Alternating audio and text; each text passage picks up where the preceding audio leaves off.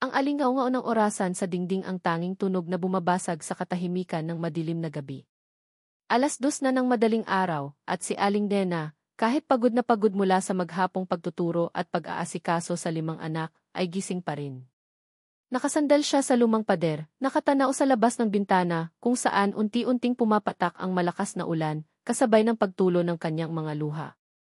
Sa kabilang silid, sa munting higaan na pinagsasaluhan ng 4 niyang panganay, mahimbing na natutulog sina Carlo, Ana, Beth at David. Pero sa kabilang tabi, sa pinakamaliit na higaan na tabi ng kanya, nakabantay siya kay Junior, ang kanyang bunsong anak na 5 taong gulang pa lamang. Malamig ang kanyang kamay nang haplusin niya ang noo ng bata. Mataas na naman ang lagnat nito at nahihirapan na itong huminga. "Anak, lumaban ka," bulong niya, halos hindi na marinig dahil sa hagulhol na pilit niyang pinipigil. 5 taon na ang nakalipas mula nang ipanganak niya si Junior. 5 taon siyang nag-iisang bumuhay sa kanyang mga anak, nagtatrabaho bilang guro sa pampublikong paaralan sa Barangay Pag-asa. Hindi naging madali ang bawat araw. Ang sweldo niya ay halos sapat lang para sa kanilang pang-araw-araw na pangangailangan, sa upa sa maliit nilang tirahan, at sa gamot ni Junior. Gamot. Dahil si Junior, simula nang ipanganak, ay may sakit sa puso. Ilang beses na silang nagpupunta sa ospital ng awa. Ilang beses na ring sinabi ng mga doktor na kailangan na ng operasyon si Junior. Ngunit ang bawat pagbanggit ng operasyon ay kasabay ng pagbanggit ng halaga na hindi kayang abutin ni Aling Nena. Milyon-milyon. Paano niya kukunin ang ganito kalaking halaga? Pinilit niyang kumatok sa bawat pintuan. Sa mga kamag-anak, sa mga kaibigan, sa mga dating kasamahan. Lahat sila ay nakiramay, nagbigay ng kaunting tulong, pero walang makapagbibigay ng sapat. Ang pinakahuling sinabi ng doktor kanina ay parang kidlat na tumama sa kanya. "Aling Nena, kung hindi pa rin po maoperahan si Junior sa loob ng linggong ito, delikado na po ang kanyang buhay." Lalong bumuhos ang ulan sa labas, kasabay ng pagluha ni Aling Nena. Ang bawat patak ay parang martilyo na tumatama sa kanyang dibdib. Junior. Ang kanyang bunso. Ang pinakamasayahin, pinakamakulit, at pinakamamahal niyang anak. Paano kung mawala na siya? Ang ideyang iyon ay mas masakit pa sa anumang hirap na dinanas niya sa buhay. Napahawak siya sa luma niyang cellphone. Nanginginig ang kanyang kamay habang binubuksan ang gallery. May isang folder doon na may password. Ang laman nito ay iisang larawan, isang masayang larawan nila ni Don Mateo Ilustre. Si Mateo, ang ama ni Junior.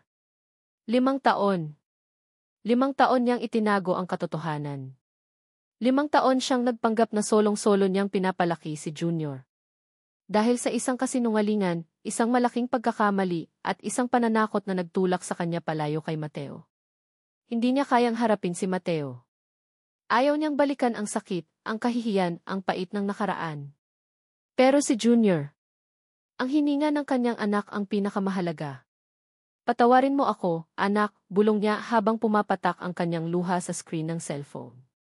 "Patawarin mo ako sa ginawa ko." Humakbang siya patungo sa munting aparador, kinuha ang isang lumang kahon. Naroon ang isang business card na iningatan niya ng matagal. Don Mateo Ilustre, C. Ilustre Group of Companies. Ang pangalan na noon ay simbolo ng pag-ibig, ngayon ay simbolo ng pagdududa at pag-aalangan. Pinikit niya ang kanyang mga mata, huminga ng malalim. Para kay Junior, paulit-ulit niyang sinabi sa kanyang isip. Ang kanyang daliri ay nanginginig habang idinadyal ang numero. Bawat ring ay parang tibok ng kanyang pusong bumibilis. Walang sumasagot. 1, 2, 3. Unti-unti nang nawawala ang pag-asa sa kanyang dibdib. Akala niya tapos na. Akala niya wala na. "Hello?" Ang boses na iyon. Ang boses na bumalik-balik sa kanyang panaginip sa loob ng 5 taon. Malamig. Walang emosyon. Pero boses pa rin niya. Mateo T. Halos hindi niya masabi ang pangalan nito. Parang may pumipigil sa kanyang lalamunan. Ang ulan sa labas ay lalong lumakas, lumilikha ng tunog na tila umaawit ng kalungkutan. "Sino to?" Ang matigas na tanong mula sa kabilang linya. Napaiyak si Aling Nena. Hindi niya inaasahan na ganito kahirap ang sasabihin niya. Ang kanyang pride, ang kanyang kahihiyan, ang lahat ng pilit niyang itinago, ay handa na niyang ilantad. Sisinena ito, Mateo. At kailangan ko ang tulong mo. Ang anak mo nanganganib ang buhay niya. Ang katahimikan sa kabilang linya ay mas nakabibingi pa sa malakas na ulan. 1 segundo. 2 segundo. Parang habang buhay. Nena, anong kalokohan yan? At anong anak? Wala akong anak sa'yo. Ang boses ni Mateo ay mas naging malamig, puno ng galit at pagdududa. Pakiusap, wag mo akong tawagan. Tapos na tayo. Nalaglag ang cellphone mula sa kanyang kamay. Ang malakas na tunog ng pagbagsak nito ay sumabay sa tili ng kulog. Ang mundo ni Aling Nena ay parang gumuho. Ang huling pag-asa niya ay naglaho. Tumakbo siya pabalik sa tabi ni Junior. Ang munting katawan nito ay nangangatal. Nanginginig ang kanyang labi habang hinahaplos ang pisngi ng anak. Tiningnan niya ang mahinang paghinga ng bata, ang maputlang kulay ng balat nito. Ang mga luha niya ay bumuhos na parang gripo na ayaw tumigil. Nagtagumpay siyang itago ang pagdating ni Junior, ngunit sa anong halaga? Ngayon, ang kanyang anak ang nagdurusa. Mahal ko, patawarin mo ako, bulong niya, yakap-yakap ang kanyang bunso. Hindi ko na alam ang gagawin ko. Napakasakit. Mas masakit pa sa anumang pisikal na sakit na kanyang naranasan. Ang pakiramdam ng kawalan. Ang takot na mawala ang pinakamahalaga sa kanya. Ang mga salita ni Mateo ay tumatak sa kanyang isip, wala akong anak sa'yo. Tapos na tayo. Pero hindi ito matatapos. Hindi niya hahayaang mawala si Junior. Kahit ano pa ang mangyari, lalaban siya para sa anak niya. Maging sa kabila ng sakit, pagod at kahihiyan. Mayroon pa siyang isang pagpipilian. Isang huling pagpipilian na alam niyang magiging pinakamahirap sa lahat. Tiningnan niya ang kanyang cellphone sa sahig. Basag ang screen, pero ang numero ni Mateo ay nakita pa rin niya sa listahan ng mga outgoing calls. Huminga siya ng malalim. Kailangan niyang harapin siya ng personal. Kailangan niyang makapunta sa Illustre Tower. Ang tunog ng Ferrari engine ang bumabasag sa tahimik na umaga ng Ayala, Alabang. Si Don Mateo Illustre, nakaupo sa loob ng kanyang mamahaling sasakyan, ay nakatingin sa labas ng bintana. Ang kanyang isip ay hindi sa mga gusaling pinansyal na inilabas ng kanyang kumpanya, Illustre Group of Companies, kundi sa isang hindi inaasahang tawag noong nakaraang gabi. Nena. Ang pangalang iyon, na matagal na niyang inilibing sa pinakasulok ng kanyang isip, ay muling nagparamdam. At ang sinabi nito, anak mo. Imposible, bulong niya sa sarili. 5 taon na mula nang huli silang magkita. 5 taon mula nang bigla siyang mawala na parang bula. Hindi niya kailanman naunawaan kung bakit. Pinaniwalaan niyang niloko lang siya nito. At ngayon, matapos ang lahat, babalik ito na may dalang balita tungkol sa isang anak. Pinarada niya ang sasakyan sa underground parking ng Illustre Tower, ang simbolo ng kanyang imperyo. Isang imperyo na binuo niya sa pagod, sa katalinuhan, at sa pagiging matigas. Naglakad siya patungo sa pribado niyang elevator, ang kanyang mukha ay seryoso, walang emosyon. Ang kanyang suite ay walang bahid-dungis, ang kanyang buhok ay maayos na maayos, ang kanyang aura ay naglalabas ng kapangyarihan at otoridad. Ngunit sa loob may nagaganap na labanan. Ang galit, ang pagdududa, at sa kaibuturan ng kanyang puso, isang maliit na kislap ng pagtataka at kaba. Pagpasok niya sa kanyang maluwag na opisina na may tanaw sa buong syudad, naroon na si Elena Illustre, nakaupo sa kanyang upuan, nagbabasa ng dyaryo na may nakasulat na balita tungkol sa nalalapit nilang kasal. Mukha itong perpektong larawan ng isang babaeng marapat sa isang Mateo Illustre, maganda, matalino at mula sa kilalang pamilya. Good morning, mahal ko, nakangiting bati ni Elena, ibinaba ang dyaryo at lumapit para halikan siya sa pisngi. Ang aga mo yata ngayon? Hindi ka ba nakatulog ng maayos? Pinilit ni Mateo na ngumiti, kahit na ang ngiti ay hindi umabot sa kanyang mga mata. Maraming iniisip. Mga bagong proyekto sa kumpanya. Hindi niya kayang banggitin ang pangalan ni Nena. Hindi kay Elena. Oh, Mateo, malambing na sabi ni Elena, hinahagod ang braso niya. Huwag mong masyadong pagurin ang sarili mo. Malapit na ang kasal natin. Gusto ko na sa honeymoon, hindi ka mukhang stress. Tinangkang aliwin ni Elena si Mateo, ngunit ang bawat galaw niya ay tila maihalong pagkontrol. Binanggit niya ang mga detalye ng kasal, ang mga bisita, ang mga plano pagkatapos nilang ikasal. Ngunit ang bawat salita niya ay tila nagpapalayo lalo kay Mateo. Pakiramdam niya, nakakulong siya sa isang ginintuang haula. Nga pala, mahal, dagdag ni Elena, ang kanyang mga mata ay nanliit ng bahagya. May kinuwento sa akin ang sekretary mo. May babae raw na tumawag sa'yo kagabi. Sa ganoong oras pa. May bahid ng pagdududa sa kanyang tinig. Nanigas si Mateo. Walang importanteng tawag, Elena. May kaunting problema lang sa isang kontraktor. Huwag kang mag-alala. Ngunit hindi kumbinsido si Elena. May kakaibang tingin sa kanyang mga mata, isang tingin na maihalong pagmamay-ari at pagdududa. Mabuti kung ganoon. Ayoko lang na may sinumang gumugulo sa isip ng magiging asawa ko, lalo na ngayon na malapit na tayo sa pinakamahalagang araw ng ating buhay. Nagpatuloy ang pag-uusap nila sa mga plano sa kasal, ngunit ang isip ni Mateo ay lumilipad. Ang boses ni Nena. Ang anak. Ang paninindigan nitong nanganganib ang buhay ng bata. Hindi niya alam kung bakit, ngunit ang mga salitang iyon ay bumabagabag sa kanya. Excuse me, Elena, sabi ni Mateo, tumayo at lumapit sa kanyang desk. Kailangan kong tawagan ang security team. Pakiramdam ko may nagpaplanong kalokohan. Umiling si Elena, ngunit hindi na siya nagsalita. Alam niyang kapag nagdesisyon si Mateo, mahirap siyang pigilan. Matapos lumabas ni Elena para asikasuhin ang mga tawag sa telepono, agad na kinuha ni Mateo ang kanyang telepono.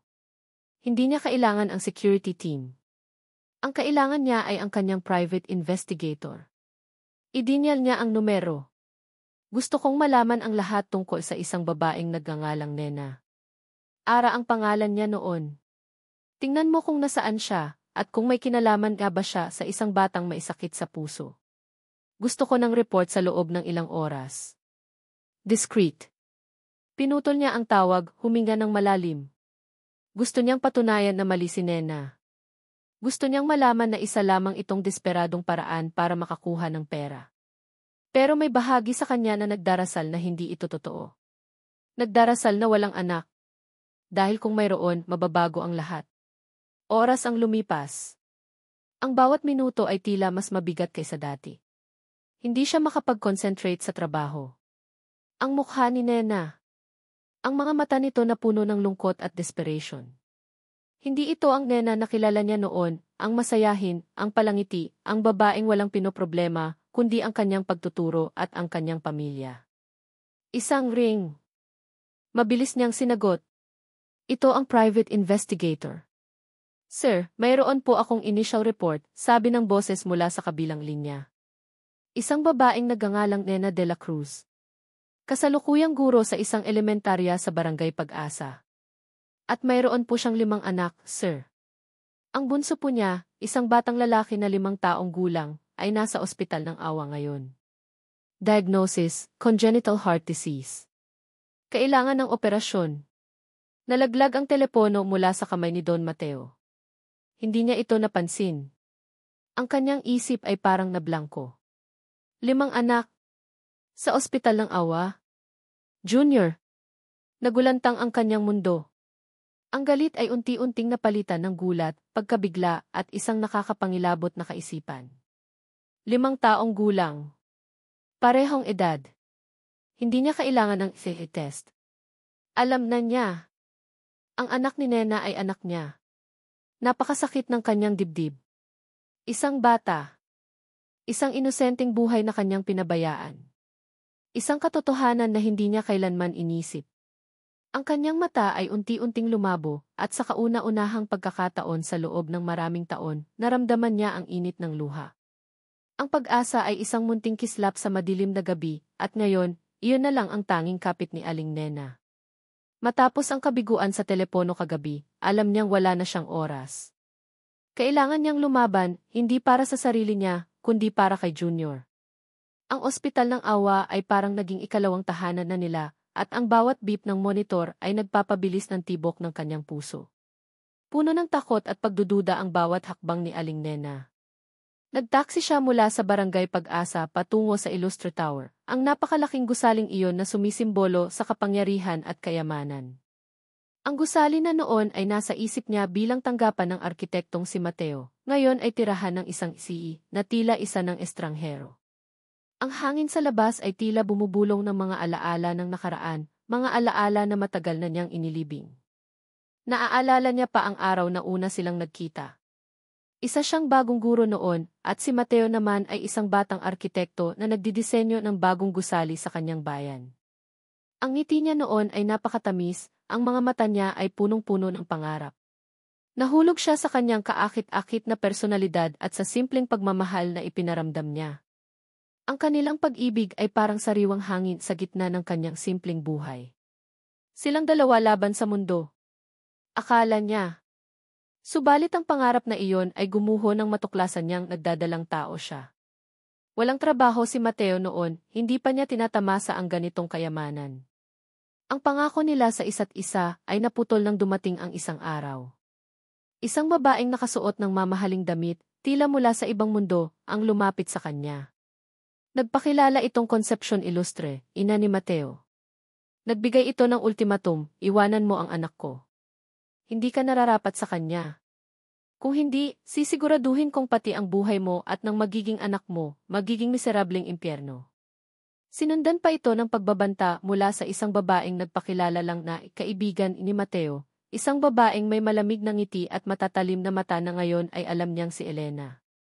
Sa takot para sa kanyang anak, at sa pag-aakala na iyon ang tamang desisyon para kay Mateo na makamit ang kanyang mga pangarap, tumakas si Aling Nena. Naglaho siya, walang paalam. Pinanindigan niya ang sakit ng pag-iisa, ang kahihiyan, ang pait ng pag-iwan sa lalaking mahal niya. Ngayon, narito siya, nakatayo sa harap ng malaking salamin ng Ilustre Tower. Ang kanyang lumang damit ay tila napakapangit kumpara sa kinang ng gusali. Huminga siya ng malalim, pumasok. Bumilis ang tibok ng puso niya nang makita niya si Don Mateo sa likod ng malaking desk. Nakaupo ito, tila isang hari sa kanyang trono.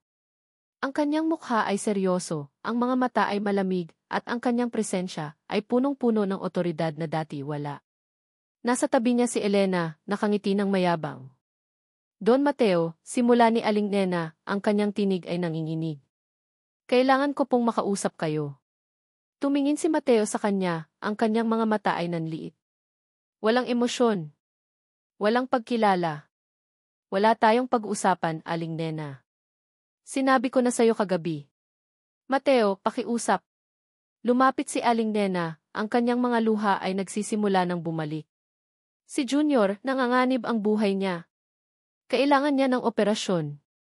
Ikaw ang ama niya. Tumayo si Mateo, ang kanyang mukha ay puno ng galit. Huwag mo akong lokohin, Nena. Anak, kailan ka pa nagkaroon ng anak? At anong ama? Pinaniwalaan kong minahal mo ako noon, pero bigla kang naglaho na parang bula. Anong akala mo, babalik ka at sasabihing may anak tayo para lang kumuha ng pera? Hindi, Mateo. Hindi para sa pera, sigaw ni Aling Nena, ang sakit sa kanyang puso ay lumalabas sa bawat salita. Para ito sa buhay ng anak mo.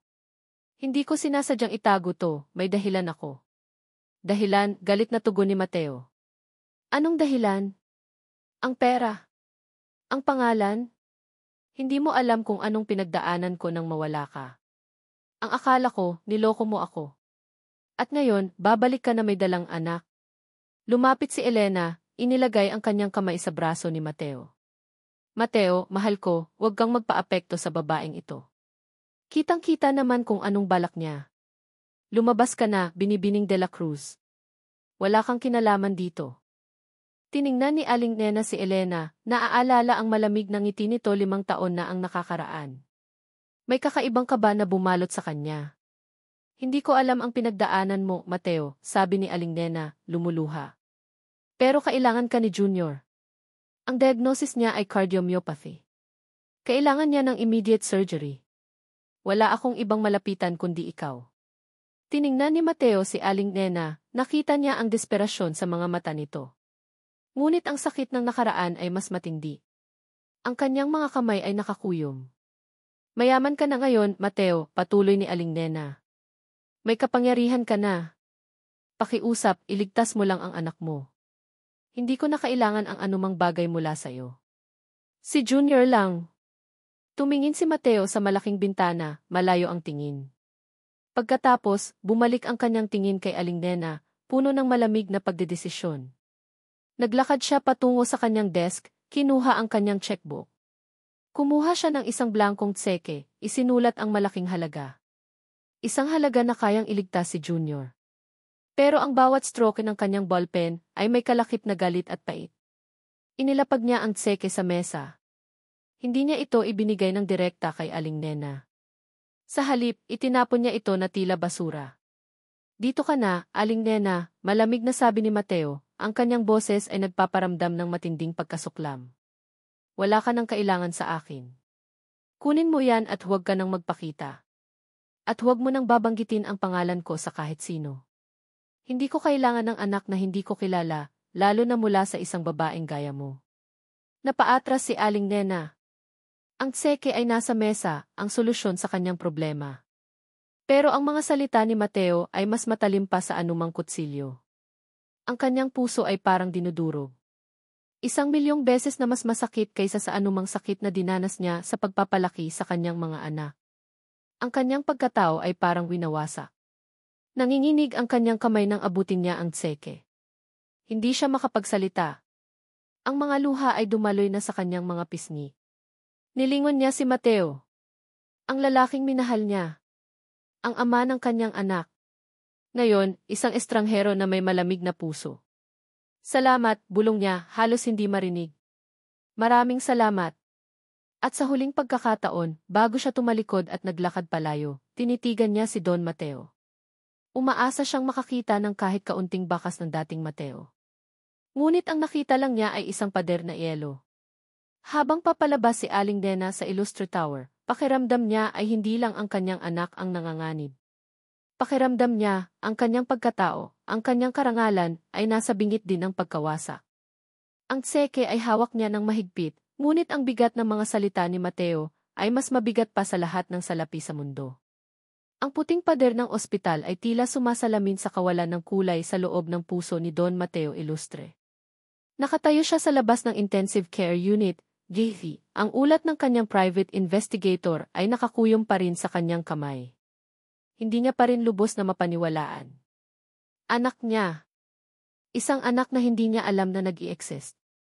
Isang anak na nanganganib ang buhay. Ang galit na naramdaman niya kanina nang makausap si Nena ay unti-unting napalitan ng kakaibang kaba at takot. Takot na makita ang bunga ng nakaraan. Takot na harapin ang isang katotohanan na matagal niyang tinanggi. Ang kanyang isip ay bumalik sa mga salita ni Nena, kailangan niya ng operasyon. Ikaw ang ama niya. Ang tingin niya kay Nena kanina ay puno ng puot, ngunit ang desperasyon sa mga mata nito ay hindi niya makalimutan. Huminga siya ng malalim, naglakad papalapit sa salaming pader ng Doon, nakita niya si Junior. Isang munting bata, 5 taong gulang. Nakatube, may mga wire na nakakabit sa kanyang munting katawan. Maputla. Mahina. Ang buhok nito ay itim, parang kanya. Ang labi nito ay maninipis, parang kay Nena. Parang may humigpit sa kanyang dibdib. Hindi ito tungkol sa pera. Hindi ito tungkol sa kahihiyan. Ito ay tungkol sa buhay. Isang inosenteng buhay na kailangan ng kanyang tulong. Sa isang sulok ng silid, nakita niya si Aling Nena. Nakasandal sa dingding, nakatulog na tila hindi na halos humihinga. Gulo ang buhok. Gusot ang damit. Ang kanyang mukha ay payat, at ang mga bilog sa ilalim ng kanyang mga mata ay nagpapakita ng matinding pagod at pag-aalala. Ito ba ang babaeng minahal niya? Ito ba ang babaeng akala niya ay nanlinlang sa kanya? Ang tingin niya kay Nena ay maihalong galit pa rin, ngunit may kirot na sumama. Pumasok siya sa silid. Lumapit siya sa higaan ni Junior. Umupo siya sa tabi, iniabot ang kamay, at dahan-dahang hinaplos ang noo ng bata. Mainit. Junior, bulong niya. Hindi niya alam kung maririnig siya ng bata. Lalaban ka, ha? Nandito na si Papa. Para siyang nakuryente nang masabi niya ang salitang iyon. Papa. Ang isang salita na matagal na niyang hindi inaasahang masasambit. Isang salita na nagdala ng kakaibang bigat at responsibilidad. Nagising si Aling Nena. Napabigla ito nang makita siya. Ang kanyang mga mata ay nanlaki, puno ng pagtataka at takot. Agad itong tumayo, lumapit sa kanya. Mateo, mahinang sabi nito. Bakit ka nandito? Tumayo si Mateo, tumalikod kay Junior. Ang kanyang mukha ay seryoso. Nandito ako dahil sa anak ko. Ang boses niya ay malamig, walang emosyon. Nakakuha ako ng report mula sa aking investigador. At hindi ako bulag. Nakikita ko ang resemblance. Niyuko ni Aling Nena ang kanyang ulo. Patawarin mo ako, Mateo. Wala akong intensyong itago to, may dahilan ako. Dahilan, ulit ni Mateo, ang kanyang boses ay bahagyang tumaas. Anong dahilan? Ang paglisan mo. Ang pagtago sa akin ng sarili kong anak. Hindi mo alam kung anong sakit ang naramdaman ko, Nena, nang mawala ka. Ang kanyang galit ay muling bumalik. Mateo, pakiusap, hindi ito ang oras, pakiusap ni Aling Nena, tiningnan ang natutulog na si Junior. Ang importante ngayon ay ang operasyon ni Junior. Humigpit ang kanyang panga. Ang operasyon ni Junior. At ako ang magbabayad ng lahat. Walang problema doon. Naglabas siya ng isang folder mula sa kanyang briefcase. Lahat ng gastusin mula sa operasyon hanggang sa recovery. Ako ang bahala. Salamat, Mateo, bulong ni Aling Nena, ang kanyang mga mata ay puno ng pasasalamat. Maraming salamat. Ngunit hindi pa tapos si Mateo. Pero may kondisyon ako, Nena. Napatingin si Aling Nena. Ang kanyang puso ay kumaba. Ako ang magdedesisyon sa lahat ng bagay na may kinalaman kay Junior, mariin na sabi ni Mateo. Mula ngayon, ako ang magpapasya sa kanyang edukasyon, sa kanyang kinabukasan, sa lahat. At ni. Huminto siya, tumingin ng diretso sa mga mata ni Nena. Hindi ka na makikialam sa aking buhay, Aling Nena. Maliban sa kung ano ang kinalaman kay Junior. Walang personal na ugnayan. Walang anumang pagbabalik sa nakaraan. Ako ang magiging ama niya, at ikaw ay mananatili bilang ina niya. Ngunit hanggang doon lang. Napabuntong hininga si Aling Nena. Ang kanyang mga mata ay nanubig. Ang kanyang puso ay parang dinudurog. Ang bawat salita ni Mateo ay parang balisang tumatama sa kanya. Alam niyang ito ang kailangan niyang gawin. Para kay Junior. Pumapayag ako, mahinang sabi ni Aling Nena. Anumang kondisyon, Mateo. Para kay Junior.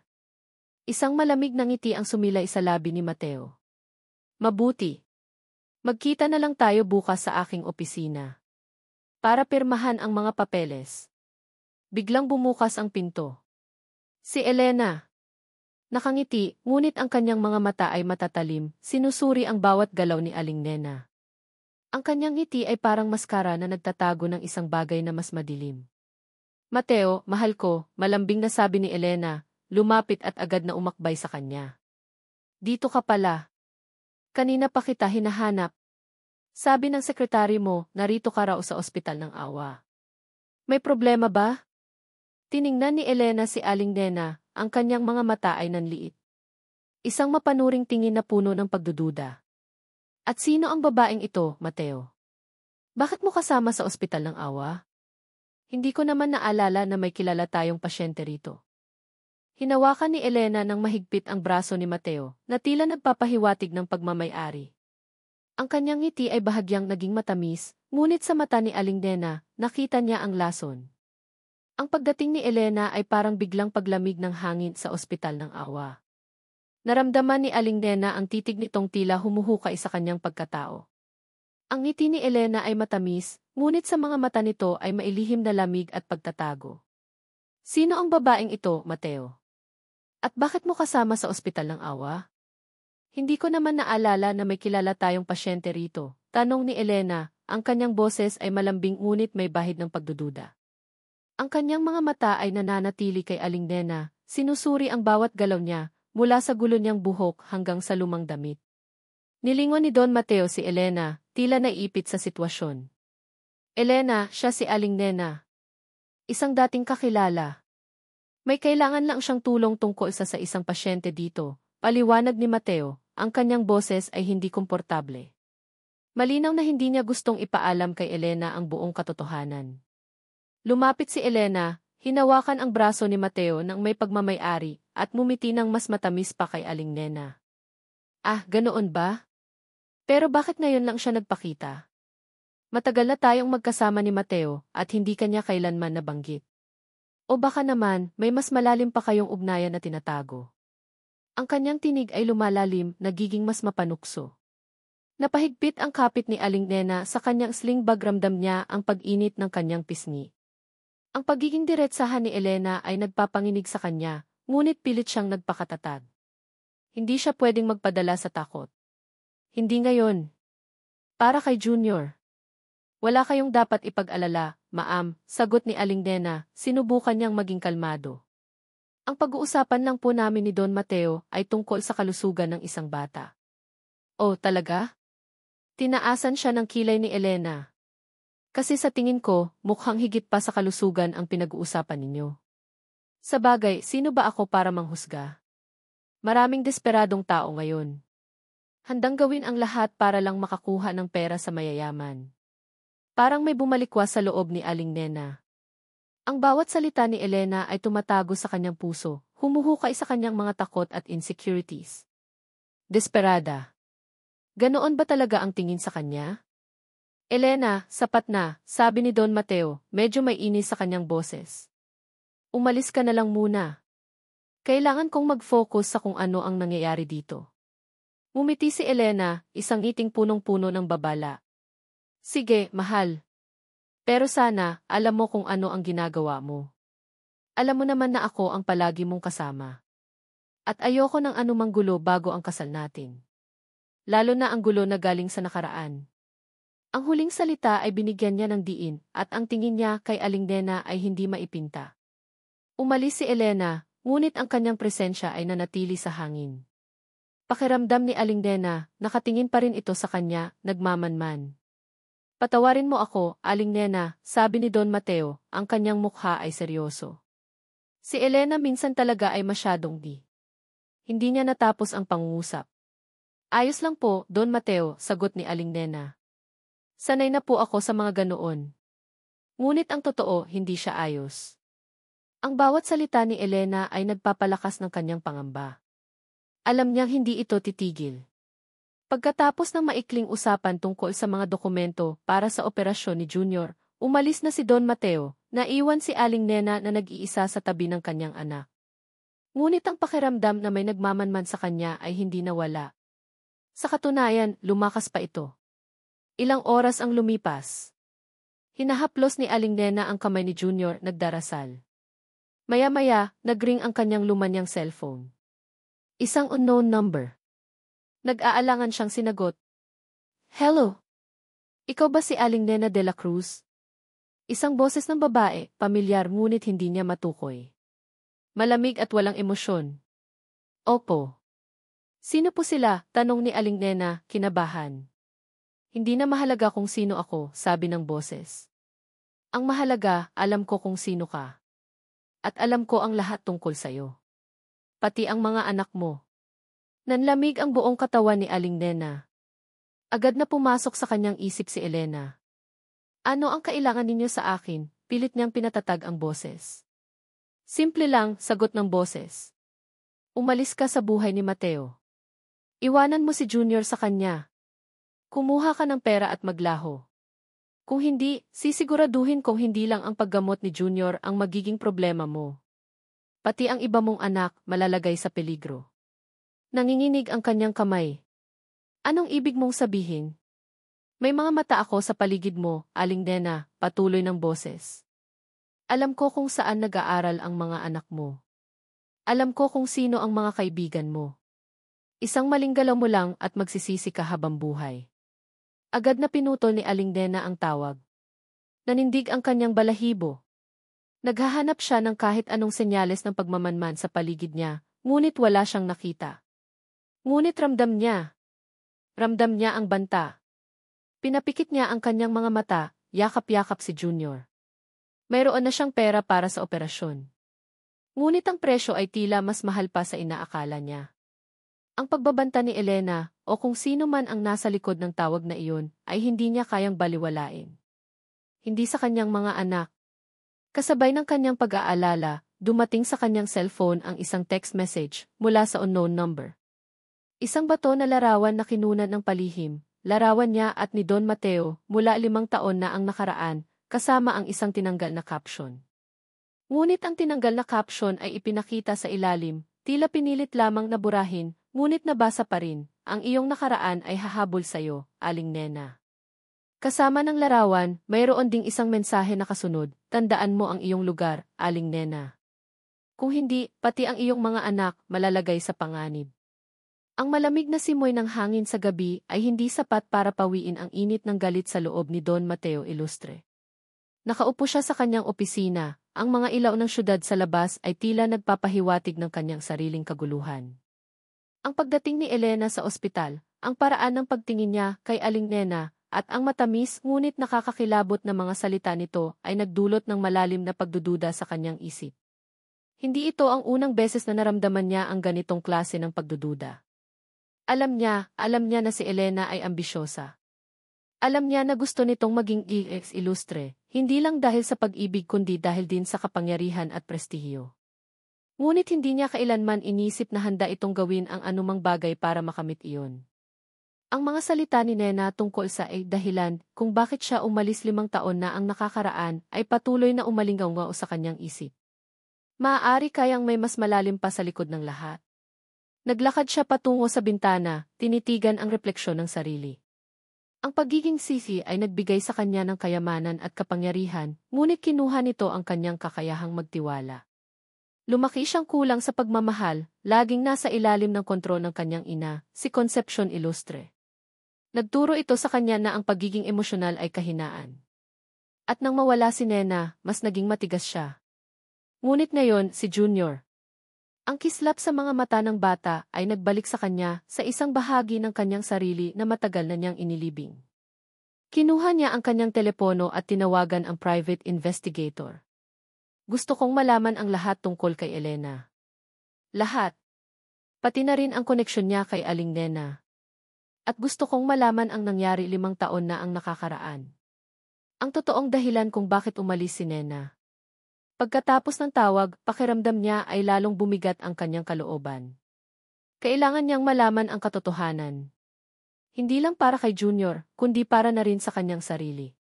Kinabukasan, pagkatapos ng pulong sa board, dumaan si Mateo sa lumang bahay ng pamilya nila, isang ancestral home na ngayon ay ginagawa na lamang pasyalan. Doon niya madalas makita si Manang Sita, ang matagal ng kasambahay na nag-alaga sa kanya. Mula pagkabata, alam niyang si Manang Sita ang pinagkakatiwalaan ng kanyang ina. At marahil, alam din nito ang ilang lihim.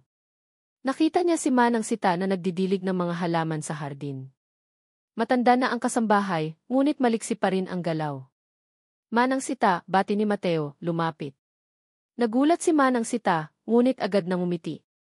Ay, Sir Mateo. Napadalaw ka. Halika, umupo ka muna. Umupo si Mateo sa isang silyang kahoy. Manang Sita, may itatanong ako sa'yo. Matagal na ito. Tungkol kay Nena. Napansin ni Mateo ang bahagyang pagtigil ni Manang Sita sa pagdidilig. Ang kanyang mga mata ay nag-aalangan. Aaling Nena, sir. Manang. 5 taon na ang nakakaraan. Bigla siyang nawala. Ang sabi sa akin, lumayas lang daw siya. May kinalaman ba ang mama ko doon? Diretsang tanong ni Mateo, ang kanyang tingin ay matalim. Napabuntong hininga si Manang Sita. Ang kanyang mukha ay puno ng lungkot. Sir Mateo, pasensya na po. Hindi ko po pwedeng sabihin. Manang, buhay ng anak ko ang nakataya, pilit ni Mateo, ang kanyang boses ay maihalong pakiusap. Kailangan kong malaman ang totoo. Kung alam mo, pakiusap, sabihin mo sa akin. Nag-aalangan si Manang Sita. Tiningnan niya ang paligid, tila natatakot na may makarinig. Malalim po ang kasaysayan, sir. Ang mama niyo po, hindi po niya nagustuhan si Aling Nena para sa inyo. Masyado raw pong simple. Pero bakit bigla siyang nawala, tanong ni Mateo. Bakit walang paalam? Lumapit si Manang Sita, bumulong ng halos hindi marinig. Kinakausap po siya ng mama niyo, sir. Sinabi po ni Ma'am Concepcion na kung hindi siya aalis, sisiguraduhin niyang mawawalan ka ng lahat. At pinagbantaan din po si Aling Nena tungkol sa buhay ng bata. Hindi po namin alam na talagang totoo ang banta. Nalaglag ang panga ni Mateo. Banta sa bata. May anak na pala noon pa man si Nena. At pinagbantaan pa ng kanyang ina. Ito ang unang bahagi ng pagkakabuo ng isang malaking larawan. At si Elena, Manang. May kinalaman ba siya rito? Tanong ni Mateo, ang kanyang boses ay halos pabulong. Nag-aalangan si Manang Sita, ngunit sa huli tumango ito. Si Maam Elena po siya po ang naghatid ng liham mula kay Maam Concepcion. At alam po ni Maam Elena ang lahat. Maging ang pinakauna pa. Hindi niya na kailangan ng ibang patunay. Ang kanyang ina. Si Elena. Ang mga piraso ng puzzle ay unti-unting nabubuo. Ang kanyang isip ay parang binago. Ang galit niya kay Nena ay unti-unting napalitan ng pagkabigla at isang matinding pagsisisi. Kaya pala umalis si Nena. Hindi siya nanlinlang. Pinrotektahan lang niya ang kanilang anak. Bumalik si Mateo sa kanyang opisina, ang kanyang isip ay magulo. Nakita niya ang isang email mula sa private investigator. Ang subject, Detailed Report on Elena Ilustre and Nena de la Cruz, past 5 years. Binuksan niya ang email. Ang bawat pangungusap ay tila nagpapaliwanag ng lahat. Si Elena. Ang kanyang pagmamanman kay Nena. Ang kanyang ambisyon. Ang kanyang pagiging sunod-sunuran sa kanyang ina. At ang pinakahuling report, isang serye ng mga text messages at tawag mula sa isang burner phone na nakarehistro sa ilalim ng peking pangalan patungo sa numero ni Aling Nena. Ang mga banta. Ang larawan. Ang mga salita sa dulo ng larawan. Napakuyom ang kanyang mga kamao. Pinaglaruan siya. Buong 5 taon, naniniwala siyang niloko siya. Buong 5 taon, nagtago si Nena sa takot. Tumayo siya, nagmamadaling lumabas ng kanyang opisina. Kailangan niyang hanapin si Nena. Kailangan niyang sabihin sa kanya ang totoo. Kailangan niyang humingi ng tawad. Nakarating siya sa ospital ng Awa. Nagmamadaling naglakad sa hallway, patungo sa silid ni Junior. Nakita niya si Aling Nena, nakatulog sa tabi ng kanyang anak, gulo ang buhok, payat ang mukha. Ang kanyang puso ay nakaramdam ng matinding kirot. Tumayo siya sa tabi ng higaan ni Junior, tinitigan ang munting bata, at pagkatapos ay bumaling kay Aling Nena. Gusto niyang magsalita, ngunit ang mga salita ay tila nababara sa kanyang lalamunan. Napansin niya ang isang mensahe sa kanyang telepono. Galing kay Elena. Darating ang mama mo sa ospital bukas. Siguraduhin mong wala ang babaeng iyan. Ang umaga sa ospital ng Awa ay hindi nagdala ng kapayapaan para kay Aling Nena. Kahit na natutulog si Junior, ang kanyang isip ay hindi mapakali. Ang mga salita ni Don Mateo tungkol sa kanyang kondisyon ay patuloy na umalinggaw-ngaw sa kanyang tenga. Higit pa roon, ang banta ni Elena at ang misteryosong tawag ay nagdulot ng malalim na takot sa kanyang puso. Pakiramdam niya, nakakulong siya sa isang web ng mga sikreto at banta. Nanginginig ang kanyang kamay nang hawakan niya ang kanyang cellphone. Tinitigan niya ang larawan ni Mateo mula 5 taon na ang nakararaan. Ang Mateo na kilala niya noon. Ang Mateo na nagpa siyang iwanan siya, na akala niya ay dahil sa sarili niyang kagustuhan. Ngayon, unti-unti niyang nauunawaan na may mas malalim pa pala. Pero hindi niya kayang pangalanan. Hindi niya kayang ilabas ang katotohanan na matagal na niyang inilibing. Biglang bumukas ang pinto ng silid. Ang bango ng mamahaling pabango ang unang sumalubong sa kanya. Doon, nakatayo si Concepcion Ilustre, ang ina ni Don Mateo. Matangkad, matikas, at may isang tingin na kayang butasin ang iyong kaluluwa. Sa kanyang tabi ay si Elena, nakangiti ng mayabang, tila isang anino na laging sumusunod sa kanyang amo. Nanlamig ang buong katawan ni Aling Nena. Ito ang babaeng nanakot sa kanya 5 taon na ang nakararaan. Ang parehong tingin, ang parehong aura ng pagkamakapangyarihan. Pakiramdam niya ay isa siyang hamak na langgam sa ilalim ng talampakan ng isang dambuhala. Kaya pala, malamig na sabi ni Concepcion Ilustre, ang kanyang boses ay may bahid ng pagkasuklam, at ang kanyang mga mata ay nanliit habang tinitignan si Aling Nena mula ulo hanggang paa. Hindi ko inaasahan na makikita kitang muli sa buhay ng aking anak, Binibining de la Cruz. Walang imik si Aling Nena. Pilit niyang pinipigil ang kanyang sarili na umiyak na magmakaawa. Kailangan niyang magpakatatag. Hindi lang para sa sarili niya, kundi para kay Junior. Hindi ka ba nahihiya? Patuloy ni Concepcion Ilustre, lumapit pa ng kaunti. Matapos mong iwanan ang aking anak ng walang salita, babalik ka na may dalang bunga ng inyong nakaraan. Sa tingin mo ba ay tatanggapin ka namin sa aming pamilya, isang hamak na guro mula sa kung saan? Ang mga salita ay tumago sa kanyang dibdib, mas masakit pa sa anumang sampal. Ngunit sa pagkakataong ito, hindi niya hahayaang lamunin siya ng takot. May kinalaman po ito sa kalusugan ng inyong apo, Ginang Ilustre, sagot ni Aling Dena, ang kanyang tinig ay nanginginig ngunit may determinasyon. Si Junior anak po siya ni Don Mateo. Tumawa si Elena, isang peke at mapanuksong tawa. Apo, narinig mo ba yon, Tita Concepcion? Bigla siyang may apo na. At kailangan niya ng milyon-milyon. Hindi ba't halata naman ang pakay? Tama ka, Elena, sang-ayon ni Concepcion Ilustre. Hindi ko maintindihan kung anong pumasok sa isip ng anak ko at tinutulungan ka pa. Pero maging malinaw tayo, Aling Nena. Hindi ka kailanman magiging bahagi ng pamilya Ilustre. Hindi mo nabigyan ng karangalan ang aking anak noong una at hindi mo ito magagawa ngayon. Tumayo si Aling Nena ng tuwid. Ang kanyang mga mata ay puno ng luha, ngunit ang kanyang tingin ay matapang. Wala po akong pakialam sa inyong karangalan, Ginang Ilustre. Ang pakialam ko lang po ay ang buhay ng anak ko. At karapatan po niyang makasama ang kanyang ama. Biglang bumukas ang pinto at doon nakita niya si Don Mateo. Ang kanyang mukha ay seryoso, ngunit may bahid ng sakit at galit sa kanyang mga mata. Malinaw na narinig niya ang lahat. Mama, sabi ni Mateo, ang kanyang tinig ay malamig. Ano ang ginagawa mo rito? Nilingon ni Concepcion Ilustre ang kanyang anak. Mateo, mahal ko. Nandito ako para siguraduhin na hindi ka maluloko ng babaeng ito. Dapat ay sumunod ka sa akin noong una pa. Hindi ka dapat lumalapit sa mga tulad niya. Hindi ako naluloko, Mama, sagot ni Mateo, ang kanyang tingin ay nananatili kay Nena. At may karapatan si Aling Nena na narito. Siya ang ina ng anak ko. Nagulat si Concepcion Ilustre. Ano? Hindi. Hindi maaaring mangyari iyan. Hindi mo pwedeng tanggapin ang anak ng isang-isang taong gaya niya.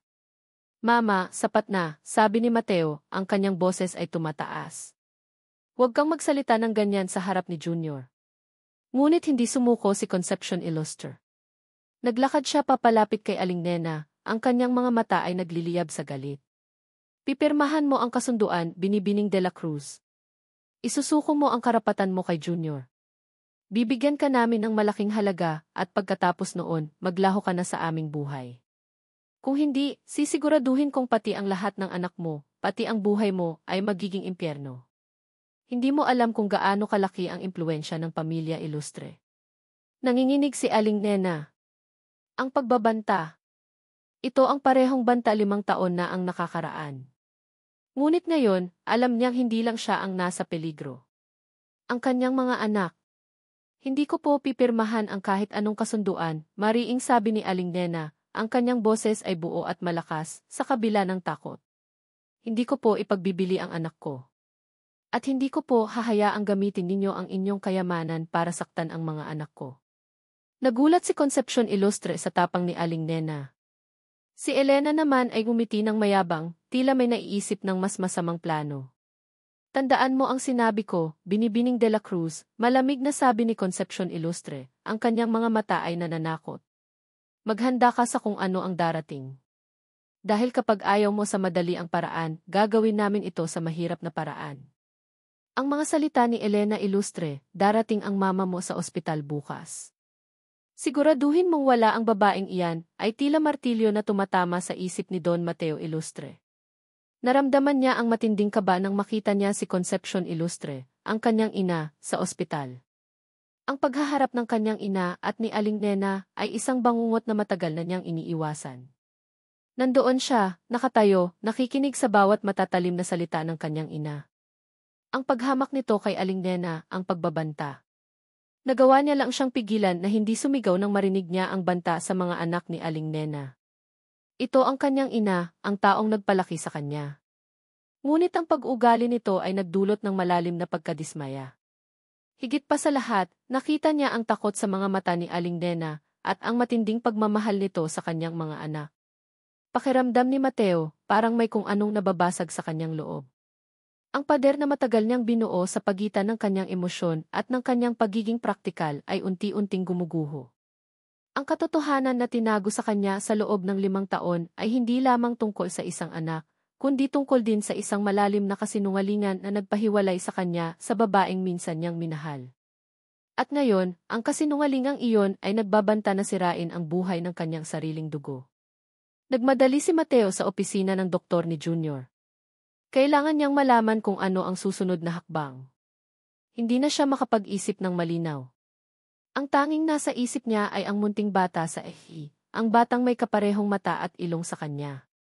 Dr. Reyes, bati ni Mateo, halos mawala ng hininga. Kumusta si Junior?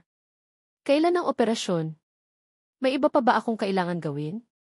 Huminga ng malalim si Dr. Reyes. Ang kanyang mukha ay seryoso. Don Mateo, mayroon po tayong update sa kaso ni Junior. Matapos ang masusing pagsusuri, mayroon po kaming nadiskobring karagdagan.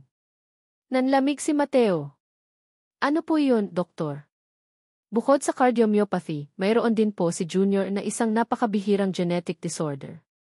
Ito ay nakaapekto sa kanyang dugo at nagpapahina sa kanyang immune system. Mas komplikado po ito kaysa sa inaakala natin. Para siyang sinaksak sa puso. Isang genetic disorder. Napakabihira. Ang mga salita ay umalingaw sa kanyang isip. Ano ang ibig sabihin niyan, doktor? Ano ang kailangan gawin? Tanong ni Mateo, ang kanyang boses ay nanginginig. Kailangan po ng Junior ng isang specialized treatment, Don Mateo, paliwanag ni Dr. Reyes, puno ng pag-aalala. Isang uri ng targeted gene therapy. At mayroon din siyang kailangan na isang napakamahal na gamot na kailangan niyang inumin habang buhay. Sa totoo lang, Don Mateo, ang halaga ng treatment na ito ay mas mataas pa sa initial estimate para sa operasyon. Niyuko ni Mateo ang kanyang ulo. Ang halaga. Hindi na ito tungkol sa tseke na ibinigay niya kay Aling Nena. Ito ay mas malaki pa. Ito ay isang sumpa. Isang sumpa na nagmumula sa kanyang dugo, sa kanyang pamilya. May posibilidad po bang mayroon ding ganitong sakit ang isa sa mga magulang? Tanong ni Mateo, nagbabaka sakali. Posible po, sagot ng doktor. Kailangan ng genetic testing sa inyo at kay Aling Nena para malaman. Pero ang mas mahalaga ngayon ay ang paggamot kay Junior. Nakatulala si Mateo. Ang lahat ng kanyang kayamanan, ang lahat ng kanyang kapangyarihan, ay tila wala sa harap ng karamdamang ito. Hindi ito tungkol sa pera. Ito ay tungkol sa buhay. Ngayon, mas naramdaman niya ang bigat ng pagiging ama. Ang responsibilidad. Ang takot na mawala ang kanyang anak. Lumabas siya sa opisina ng doktor, ang kanyang isip ay gulong-gulo. Nakita niya si Aling Nena, nakaupo sa bench sa labas ng Lumapit siya, umupo sa tabi nito. Aling Nena, mahinang sabi ni Mateo. Napatingin si Aling Nena, ang kanyang mga mata ay nanubig. Don Mateo. May balita ba kay Junior? Sagot ni Mateo, huminga ng malalim. Pero hindi maganda. Mayroon pa siyang ibang sakit, isang rare genetic disorder. Kailangan niya ng specialized treatment. At napakamahal na gamot. Nanlaki ang mga mata ni Aling Nena. Ang kanyang mga kamay ay nanginginig. Ano? Hindi pwede di. Kailangan natin siyang iligtas, Aling Nena, sabi ni Mateo, ang kanyang boses ay puno ng determinasyon. Walang imposible. Gagawin ko ang lahat para sa kanya. Pero ang gastos, tanong ni Aling Nena, ang kanyang boses ay halos pabulong. Hindi na natin ito kakayanin, Don Mateo. Hinawakan ni Mateo ang kamay ni Aling Nena. Kaya natin. Ako ang bahala. Huwag kang mag-alala. Ang importante ay iligtas natin si Junior. Ang paghawak ni Mateo sa kanyang kamay ay nagbigay ng kakaibang init sa kanya. Sa kabila ng lahat, sa kabila ng lamig ng kanyang mga salita kanina, nakita niya ang pag-aalala sa mga mata nito. Biglang nagring ang telepono ni Mateo. Si Elena. Mateo. Nasaan ka? Bakit ka hindi sumasagot sa mga tawag ko? Kasama mo ba ulit ang babaeng iyan? May inis sa tinig ni Elena. Sinagot ni Mateo ang tawag, ngunit sa pagkakataong ito, hindi niya inisip ang kanyang mararamdaman. Elena, kasama ko si Aling Nena. At nasa ospital kami. May matinding problema si Junior. Hindi ito ang oras para sa iyong mga drama. Drama, sigaw ni Elena mula sa kabilang linya. Mateo, magpapakasal na tayo. At nandyan ka pa rin sa tabi ng babaeng iyan na may anak sa'yo. Anong iisipin ng mga tao? Anong iisipin ng mama mo? Wala akong pakialam kung anong iisipin ng sinuman, Elena, sigaw ni Mateo, ang kanyang boses ay malakas, puno ng galit. Ang buhay ng anak ko ang nakataya rito. Hindi ka nakakatulong. Huwag kang tatawag hanggat hindi mo naiintindihan ang sitwasyon. Pinutol ni Mateo ang tawag. Napatingin si Aling Nena sa kanya, nagulat sa kanyang biglang pagsabog. Patawad, sabi ni Mateo, huminga ng malalim. Hindi ko lang talaga maintindihan kung bakit niya kailangang gawin to sa ganoong oras. Tumingin si Mateo kay Aling Nena. Ang kanyang mga mata ay puno ng pagod at hinanakit, ngunit mayroon ding kislap ng pag-asa. Ano man ang mangyari, Aling Nena, ililigtas natin si Junior. Pero may isang bagay akong kailangan mong malaman. Ang mga salita ni Don Mateo Ilustre, ano man ang mangyari, Aling Nena, ililigtas natin si Junior. Pero may isang bagay akong kailangan mong malaman, ay umalingaw sa hangin sa pagitan nila. Nakatingin si Aling Nena sa kanya, ang kanyang puso ay kumakabog. Ano pa ang kailangan niyang malaman? Hindi pa ba sapat ang lahat ng sakit at pagsubok na pinagdaanan niya? Ang kanyang mga mata ay nanubig, handang humarap sa anumang bagong pasanin. Ang tanging nakikita niya sa mga mata ni Mateo ay hindi na ang dating galit, kundi isang halo ng pagsisisi at pag-aalala. Aling Nena, simula ni Mateo, ang kanyang boses ay malalim at seryoso. Hindi mo ako sinungalingan noon. Ako ang naloko. Ang mama ko at si Elena. Sila ang may pakana ng lahat. Napakurap si Aling Nena. Ang kanyang bibig ay bahagyang nakabukas. Hindi niya maintindihan. Ang lahat ng sakit, ang lahat ng pait, ang lahat ng kahihiyan na kanyang dinanas sa loob ng 5 taon kasinungalingan. Hindi ko alam kung paano sisimulan, Aling Nena, patuloy ni Mateo, ang kanyang tingin ay matalim. Nalaman ko mula kay Manang Sita, ang matagal ng kasambahay namin. Siya ang nagsabi sa akin ng katotohanan. Ang mama ko noong nalaman niyang magkasama tayo noon at nagdadalang tao ka, pinuntahan ka niya. Binantaan ka niya. Pinilit ka niyang umalis. Sinabi niya na sisiguraduhin niyang mawawala ako sa lahat kung hindi ka lalayo. At si Elena siya ang naghatid ng sulat. Siya ang gumamit ng kanyang impluensya para lokohin ka. Pinaniwala ka nilang ikaw ang magiging sagabal sa aking kinabukasan.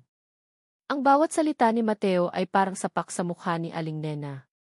Ang kanyang isip ay bumalik sa araw na iyon. Ang babaeng nakasuot ng mamahaling damit. Ang kanyang malamig na tingin. Ang banta. Ang liham na nagbabala sa kanya tungkol sa hinaharap ni Mateo kung siya ay mananatili. Ang mga salita ni Elena, ang kanyang peking pagmamalasakit. Ang lahat ay unti-unting nagkakaugnay. Kaya pala bulong ni Aling Nena, ang kanyang mga luha ay bumuhos na sa kanyang mga pisngi. Kaya pala ako umalis. Akala ko para sa iyo iyon, Mateo. Akala ko mas magiging maayos ang buhay mo kung wala ako. Hindi ko alam na niloko lang pala nila ako. Hinawakan ni Mateo ang kanyang kamay mahigpit. Patawarin mo ako, Aling Nena. Patawarin mo ako sa pagiging bulag. Patawarin mo ako sa hindi paghahanap sa iyo. Patawarin mo ako sa pagdududa sa iyo. Paano nangyari iyon, Mateo? Tanong ni Aling Nena, ang kanyang tinig ay nanginginig. Buong 5 taon, dinanas ko ang lahat ng hirap. Ang akala ko, kasalanan ko ang lahat. Hindi mo kasalanan, Mariing, sabi ni Mateo. Ang kasalanan ay nasa kanila. Ang kasinungalingan nila ang naghiwalay sa atin. Magkayakap sila. Hindi man ito isang romantikong yakap, ngunit ito ay isang yakap ng pag-unawa. Isang yakap na nagpapahiwatig ng pagpapatawad. Ang mga luha ni Aling Nena ay basa sa balikat ni Mateo, at ang kanyang mga kamay ay mahigpit na nakakapit sa likod nito. Pagkatapos ng matagal na sandali, humiwalay sila. Tiningnan ni Mateo ang kanyang mga mata, puno ng sakit at paglaya. Ngayon na alam na natin ang totoo, Aling Nena, sabi ni Mateo. Kailangan nating harapin sila. Kailangan nating ilantad ang kanilang kasinungalingan. Para sa atin. Para kay Junior. At para sa hustisya. Tumango si Aling Nena. Sa wakas, pakiramdam niya ay hindi na siya nag-iisa. Sa wakas, mayroon na siyang kasama sa laban. Ang bigat na matagal niyang dinala sa kanyang dibdib ay unti-unting nababawasan. Pero Mateo T. Simula ni Aling Nena, paano kung mas lumala pa ang lahat? Hindi natin hahayaang mangyari iyon, mariing sabi ni Mateo. Ako ang bahala. Paninindigan ko ang pamilya ko. Paninindigan ko kayo. Nagring ang cellphone ni Mateo. Mabilis siyang tiningnan ni Aling Nena, at sa pagkakataong ito, may kakaibang kaba sa kanyang dibdib. Isang unknown number.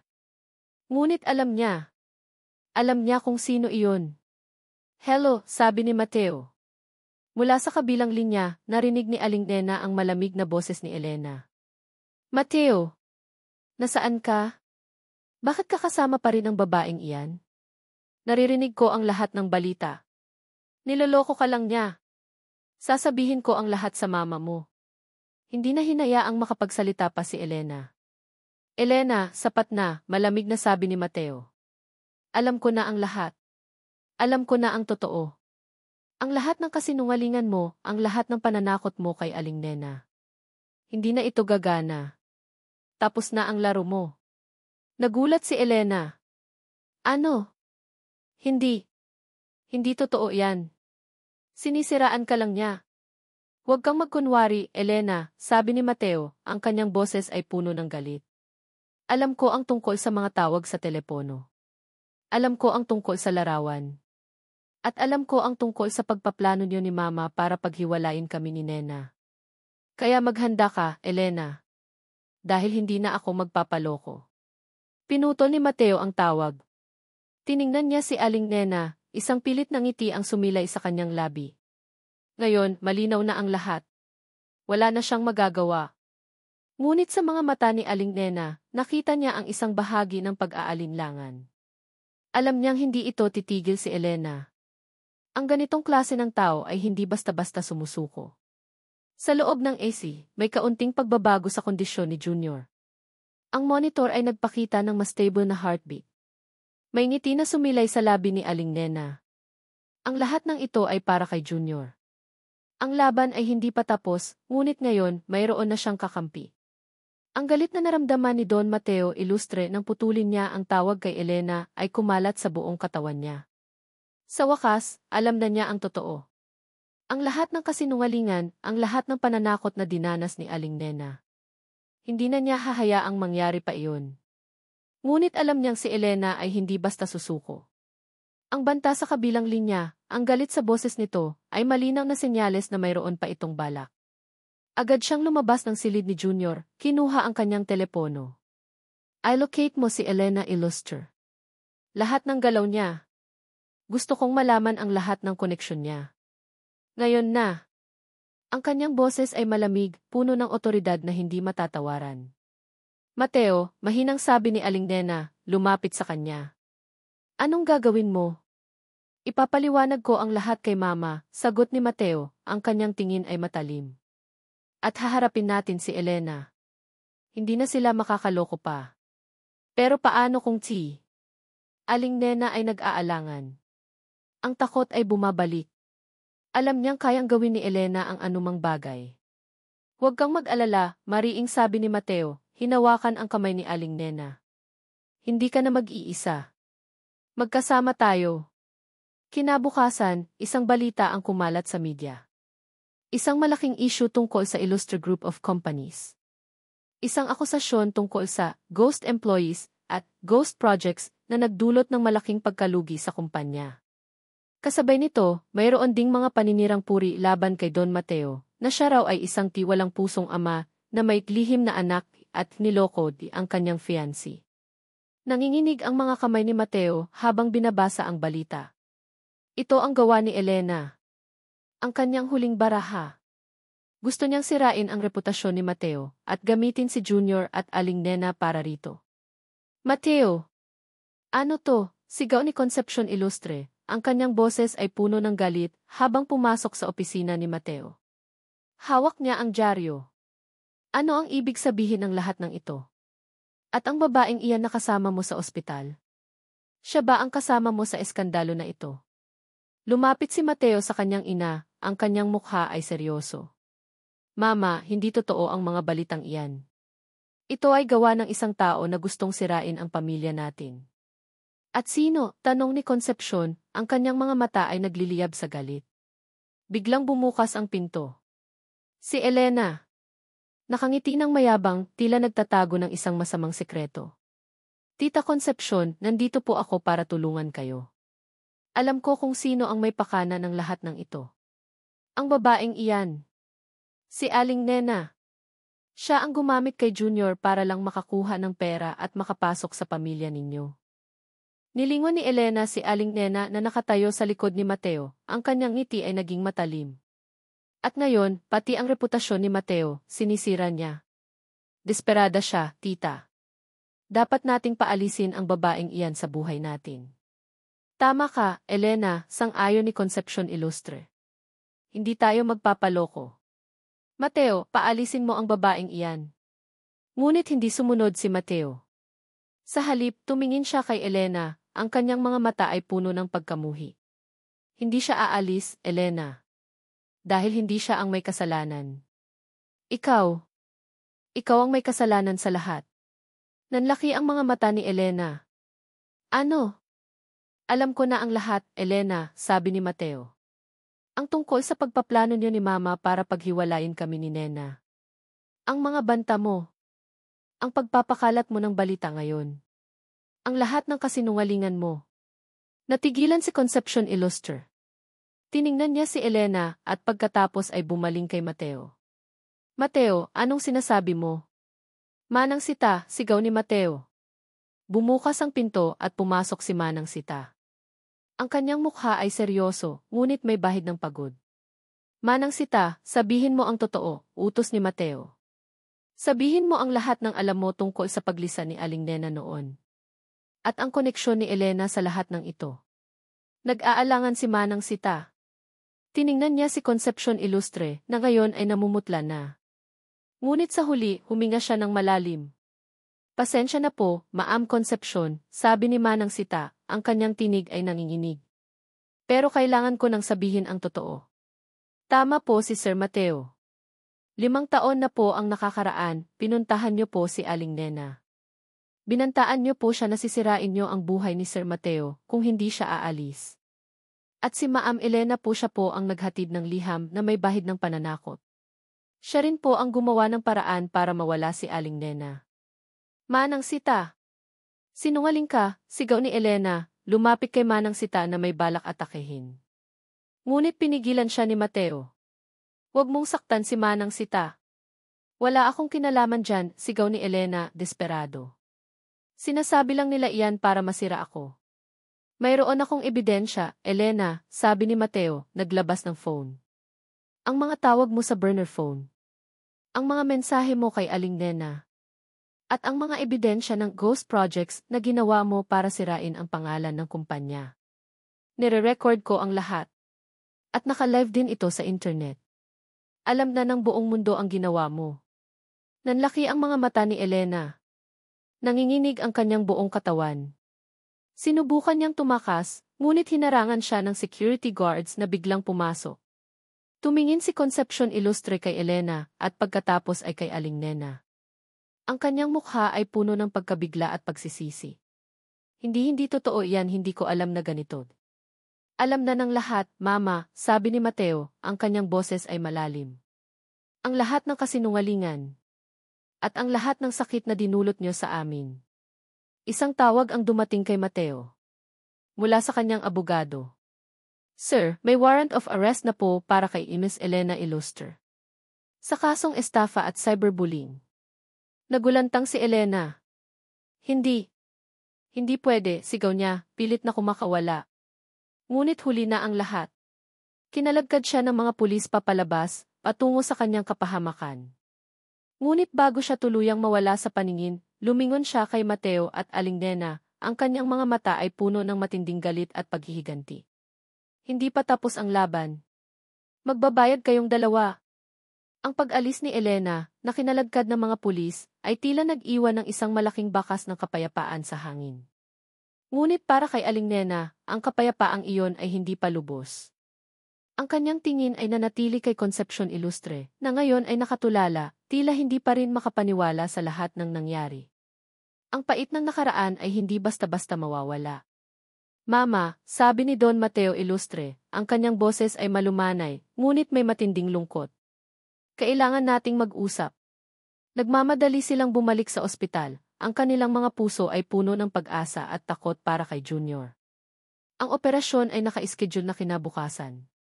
Ang lahat ng pag-asa nila ay nakasalalay doon. Kinabukasan, ang mga oras sa loob ng waiting area ay tila gumapang. Bawat minuto ay parang isang oras. Si Aling Nena ay nakaupo, mahigpit na hawak ang kamay ni Mateo. Walang salita, tanging katahimikan at pagdarasal. Si Concepcion Ilustre naman ay nasa isang sulok, nakayuko, ang kanyang mukha ay puno ng pagsisisi. Nang lumabas ang doktor, ang kanilang mga puso ay sabay-sabay na kumabog. Matagumpay po ang operasyon, sabi ng doktor, ngumiti. Naging matagumpay ang gene therapy at maayos na rin ang puso ni Junior. Kailangan lang po niya ng mahabang recovery, pero nakaligtas na po siya sa critical na yugto. Para silang nabunutan ng tinik. Nagyakapan si Aling Nena at Mateo, ang kanilang mga luha ay nagsasama sa kaligayahan.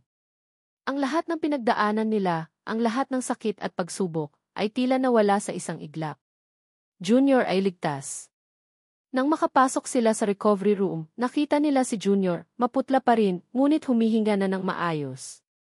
Ang munting bata ay payapa na natutulog. Umalis si Mateo para kausapin ang doktor, naiwan si Aling Nena at Concepcion Ilustre sa silid. Ang katahimikan ay nakakabingi. Aling Nena di. Simula ni Concepcion Ilustre, ang kanyang boses ay nanginginig. Patawarin mo ako. Hindi ko alam na ganito ang mangyayari. Ang lahat ng ginawa ko, ang lahat ng sinabi ko sa iyo. Patawad. Ang kanyang mga mata ay nanubig at ang kanyang mukha ay puno ng matinding pagsisisi. Tiningnan ni Aling Nena si Concepcion Ilustre. Ang babaeng minsang sumira sa kanyang buhay. Ang babaeng nanakot sa kanya at sa kanyang mga anak. Ang galit ay naroon pa rin, ngunit sa ngayon, may mas malalim na emosyon ang pumalit, ang awa. Nakita niya ang isang ina na pinagsisisihan ang kanyang mga pagkakamali. Mahirap po akong magpatawad, Ginang Ilustre, sabi ni Aling Nena, ang kanyang tinig ay mahina. Napakasakit po ng pinagdaanan ko. Ang mga anak ko nagdusa dahil sa akin. Pero para kay Junior. At dahil sa ikaw ang ina ni Mateo, at lola ni Junior, pinapatawad ko po kayo. Niyakap ni Concepcion Ilustre si Aling Nena, umiiyak. Maraming salamat, Aling Nena. Maraming salamat. Gusto kong bumawi. Gusto kong maging lola kay Junior. Gusto kong tulungan ka. Ito ang simula ng paghilom. Ang simula ng pagbuo muli ng isang pamilya. Nang dumating si Mateo, nakita niya ang kanyang ina at si Aling Nena na magkasama. Isang ngiti ang sumilay sa kanyang labi. Ang kanyang puso ay nakaramdam ng kagaanan. Junior ay magaling na, sabi ni Mateo, lumapit sa kanila. At tayo kailangan din nating maging magaling. Sa mga sumunod na linggo, dahan-dahang gumaling si Junior. Mas madalas nang dumalaw si Concepcion Ilustre, nagdadala ng mga regalo, at nagsisimulang magpakita ng pagmamahal kay Junior at sa mga kapatid nito. Sina Carlo, Ana, Beth, at David ay unti-unting nakilala si Don Mateo bilang Tito Mateo, at pagkatapos ay Papa Mateo. Ito ay isang proseso, ngunit ang mga bata ay masaya. Isang araw, habang nasa hospital garden sila, kasama si Junior na ngayon ay nakaupo na sa wheelchair, tiningnan ni Mateo si Aling Nena. Ang araw ay unti-unting lumulubog, nagbibigay ng gintong kulay sa paligid. Aling Nena, simula ni Mateo, kinuha ang kanyang kamay. Alam kong marami tayong pinagdaanan. Maraming sakit. Maraming pagkakamali. Tumango si Aling Nena. Ang kanyang puso ay kumabog. Pero sa kabila ng lahat, patuloy ni Mateo, kinuha ang isang singsing mula sa kanyang bulsa. Isang simpleng singsing, ngunit may kinang ng pag-ibig. Isang singsing na minana niya sa kanyang lola, isang heirloom na hindi kailanman nagamit. Aling Nena, ikaw ang pamilya ko, ang buhay ko. Ikaw ang nagturo sa akin ang tunay na kahulugan ng pag-ibig ng pamilya. Sa kabila ng lahat, ikaw pa rin ang babaeng mahal ko. Lumuhod si Mateo sa harap ni Aling Nena. Hindi ito para humingi ng tawad. Ito ay para magbigay ng pangako. Aling Nena, pwede bang maging opisyal na tayo bilang isang pamilya? Pwede ka bang maging asawa ko? Tumulo ang luha ni Aling Nena. Hindi ito luha ng kalungkutan kundi luha ng kaligayahan. Ang kanyang bibig ay bahagyang nakabukas. Ang pangarap na matagal nang inilibing, ang pag-ibig na akala niya inawala na, ay muling nabuhay. Ang gintong sinag ng araw ay dumaan sa mga bintana ng munting kapilya sa Barangay Pag-asa, kung saan nagtatrabaho si Aling Nena bilang isang guro. Ito ang parehong kapilya kung saan siya nagdarasal noon para sa kanyang mga anak. Ngayon, napuno ito ng mga ngiti, tawanan, at ang mainit na hangin ng pagmamahalan. Hindi na ito isang lugar ng pag-aalala, kundi ng pagdiriwang. Si Aling Nena, nakasuot ng simpleng puting bestida, ngunit ang kanyang mukha ay kumikinang sa kaligayahan. Ang kanyang mga anak, sina Carlo, Ana, Beth, at David, ay nagtipon sa paligid niya, bawat isa ay maihawak na bulaklak. Si Junior, nakasuot ng maliit na tuksedo, ay nasa braso ni Mateo, na ngayon ay lumalakas na at nakangiti ng buong ningning. Ang kanyang mga mata ay nagpapakita ng kaligayahan na matagal nang nawala. Sa altar, naghihintay si Don Mateo Ilustre, nakasuot ng eleganteng barong. Ang kanyang dating matigas na mukha ay napalitan ng isang mapagmahal na ngiti. Sa likod niya, nakaupo si Concepcion Ilustre, nakangiti ng may pagmamahal habang tinitignan ang kanyang anak at ang bagong pamilya nito. Si Manang Sita at Mang Tonyo, ang kanyang matatalik na kaibigan, ay naroon din, saksi sa bagong simula ng buhay ni Aling Nena. Naglakad si Aling Nena sa pasilyo, ang bawat hakbang ay puno ng pag-asa. Hindi ito ang ingranding kasal na marahil ay inaasahan ng marami para sa isang Mateo Ilustre, ngunit ito ang kasal na pinangarap ni Aling Nena, isang kasal na puno ng tunay na pag-ibig at pagtanggap. Ikaw, Aling Nena, tinatanggap mo ba si Don Mateo Ilustre bilang iyong legal na asawa, upang makasama sa hirap at ginhawa, sa sakit at kalusugan, hanggang kamatayan ang maghiwalay sa inyo? Tanong ng pari. Tumingin si Aling Nena kay Mateo, ang kanyang mga mata ay nanubig sa kaligayahan. Opo, Padre. Tinatanggap ko po. At ikaw, Don Mateo Ilustre, tinatanggap mo ba si Aling Nena bilang iyong legal na asawa, upang makasama sa hirap at ginhawa, sa sakit at kalusugan, hanggang kamatayan ang maghiwalay sa inyo? Opo, Padre. Tinatanggap ko po, mariing sagot ni Mateo, at sa mga mata niya, kitang-kita ang pagmamahal. Nang maghalikan sila, ang kapilya ay napuno ng palakpakan at masiglang tawanan. Ito ang simula ng kanilang walang hanggang pag-ibig. Pagkatapos ng kasal, lumipat sila sa isang maluwag at simpleng bahay na binili ni Mateo sa Barangay Pag-asa. Hindi ito palasyo, ngunit ito ang kanilang tahanan. Isang lugar kung saan ang 5 anak ni Aling Nena, at ngayon ay mga anak na rin ni Mateo, ay malayang makapaglaro at lumaki ng may pagmamahal. Ang bahay ay laging puno ng tawanan at ingay. Si Carlo, ang panganay, ay tumutulong kay Mateo sa mga gawain sa hardin. Sina Ana at Beth ay nag-aasikaso kay Junior na ngayon ay malakas na at masigla. Si David, ang pinakamakulit, ay laging gumagawa ng kalokohan.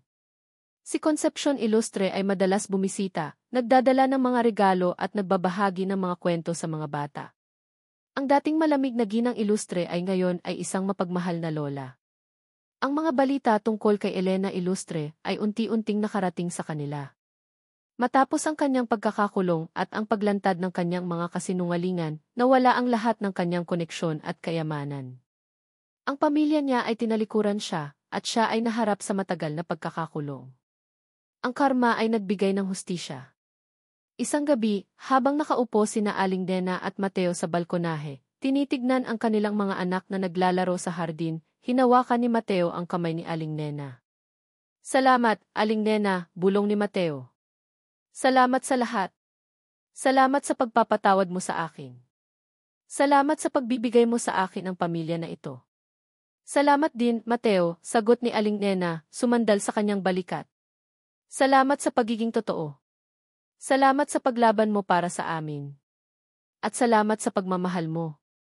Tiningnan ni Mateo si Junior na ngayon ay tumatakbo na sa damuhan, nakangiti. Ang munting batang minsang nasa bingit ng kamatayan ay ngayon ay puno ng buhay. Ang lahat ng pagsubok, ang lahat ng sakit, ay tila naglaho na. Ang bawat sandali ng paghihirap ay naghatid sa kanila sa ganitong kaligayahan. Ang kwento ni na Aling Nena at Don Mateo ay naging isang patunay na ang tunay na pag-ibig ay hindi natatapos sa mga hamon. Ito ay lumalago sa gitna ng pagsubok, nagiging mas matibay sa harap ng kasinungalingan, at natatagpuan ang tunay na kahulugan sa pagpapatawad. Ang yaman ay hindi sa salapi o kapangyarihan, kundi sa isang pusong handang magmahal, magpatawad at lumaban para sa pamilya. At doon, sa gitna ng pag-ibig na muling nabuo, natagpuan ni na Aling Nena at Don Mateo ang kanilang tunay na bahay, hindi sa yaman o katayuan, kundi sa pusong nagpapatawad at nagmamahalan. Isang pamilya, isang pag-ibig magpakailanman. Sa lahat ng nagbasa at nakiisa sa bawat pahina ng kwentong ito, mula sa kaibuturan ng aking puso, maraming salamat po.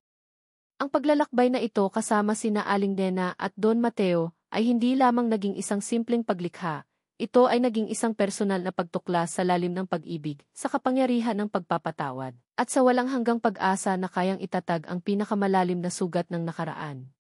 Habang isinusulat ko ang bawat kabanata, kasama ko kayo sa bawat luha, sa bawat ngiti, at sa bawat pagsubok na kinaharap ng ating mga karakter. Naramdaman ko ang bigat ng pagkawala, ang sakit ng pagtataksil, at ang matamis na kagalakan ng muling pagtatagpo. Ang kwentong ito ay isang paalala na sa kabila ng dilim, laging mailiwanag. Na ang pamilya ay hindi lamang nabubuo sa dugo, kundi sa pagmamahalan, pag-unawa at pagtanggap. At higit sa lahat, ang pagpapatawad ay hindi lang para sa iba, kundi para din sa sarili nating kapayapaan.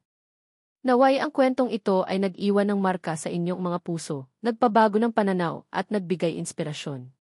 Hinihikayat ko kayong ibahagi ang inyong mga saloobin at damdamin tungkol sa kwentong ito. Ano ang natutunan ninyo? Sino ang pinakanakasimpatya ninyo? Ang inyong mga komento ay napakahalaga at patuloy na magbibigay inspirasyon sa akin. Muli, maraming salamat sa inyong walang sawang suporta. Hanggang sa susunod na kwento.